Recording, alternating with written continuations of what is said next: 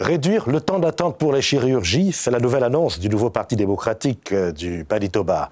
Wab Kineau explique que ce sera possible grâce à la construction d'une salle d'urgence à l'hôpital Concordia à Winnipeg.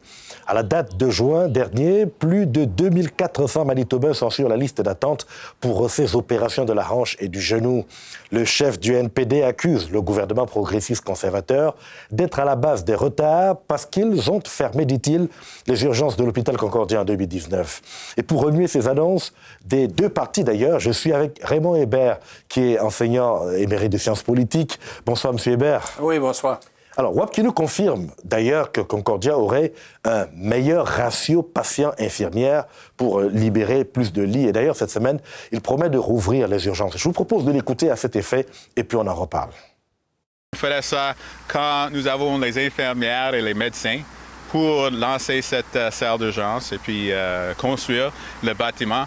Mais en même temps, nous devons investir dans l'hôpital aussi, c'est-à-dire des lits qui pourraient soigner pour eux qui arrivent dans la salle d'urgence, mais ont besoin de rester. Alors, nous avons besoin des infirmières et puis la technologie pour soigner pour eux, c'est-à-dire pour soigner pour vous, les peuples qui habitent ici. Alors, quel commentaire vous suggère cette sortie, cette annonce faite à la veille des élections? Bien, écoutez, évidemment, ça serait très populaire. Ça sent, évidemment, l'électoralisme parce qu'il ne semble pas y avoir une analyse très approfondie derrière cette annonce-là. Et je combine les deux annonces, c'est-à-dire la promesse de réouvrir 3 salles d'urgence dans 3 hôpitaux, Victoria, Concordia et Seven Oaks, à un coût, je devrais souligner, d'environ 150 millions chacun. Évidemment, ça ne se fera pas immédiatement sur une période de 8 ans. Que M. Kineau a dit. Mais quand même, c'est énorme. C'est un demi-milliard d'investissements en nouveaux bâtiments. Il faut dire que le gouvernement Stephenson a déjà annoncé 1,5 milliard pour le Centre des sciences de la santé, ce qui était une annonce très bien accueillie par à peu près tout le monde dans le domaine de la santé. Mais là, réouvrir les 3 salles d'urgence, c'est beaucoup plus controversé parce que ça semble être un pas en arrière. Il faut se rappeler que tout le système de santé s'est ajusté à la nouvelle situation, c'est-à-dire sans ces 3 salles d'urgence-là. Alors, il va falloir décentraliser encore une fois un grand nombre de services sur une période de 8 ans. Alors, Wab Kineau, ça donne quand même. Mais c'est énorme quand même comme changement. Et pour certains, ça sera reculé en arrière. Voyez-vous, moi, ce qui me préoccupe, c'est qu'il n'y a pas d'analyse. Il ne semble pas d'avoir d'analyse approfondie. Il faut d'abord déconcentrer le service, ensuite recruter les infirmières. Non, ben lui a dit on ne va pas procéder tant qu'on n'aura pas recruté 300 infirmières. D'ici 2 ans. Ils promettent de faire ça d'ici 2 ans. Ça sera difficile à atteindre, à mon avis. Mais sur le plan financier aussi, on peut se demander comment tout ça va être financé. Wab Kineau a dit qu'il y a eu énormément d'augmentation dans les transferts fédéraux en santé, ce qui est vrai depuis 2 ou 3 ans, mais ça ne dure pas indéfiniment parce qu'on parle maintenant de fonds engagés sur plusieurs années, c'est-à-dire pour un Certains pensent aussi qu'il va vers le sud de Winnipeg parce que ça lui est favorable. Exactement.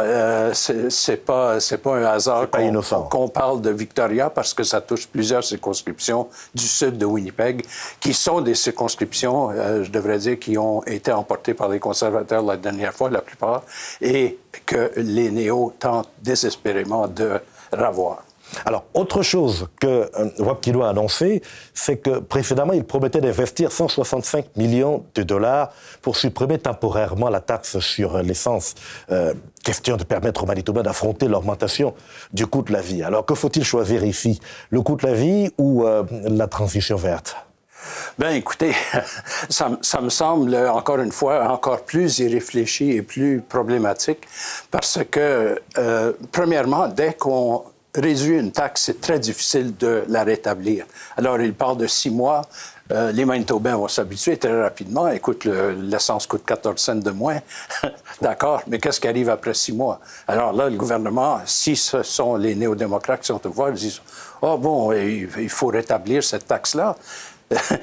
Vous imaginez le tollé de protestation qu'on va entendre. Mais il a envisagé la possibilité de prolonger la suppression de la taxe si jamais ça ne marche pas après 6 mois.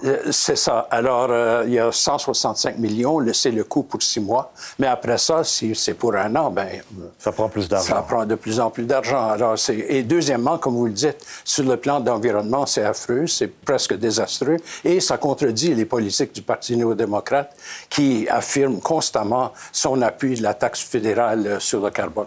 Oui, d'ailleurs, il y en a qui étaient un peu surpris quand même de voir que cette annonce vient du NPD et non pas des progressistes. Et non pas des conservateurs, justement. On dirait que les néo-démocrates veulent empiéter sur l'agenda de droite, c'est-à-dire réduction de taxes, d'impôts, etc., qui sont la propriété des conservateurs. Propriété idéologique, cela s'entend. Oui.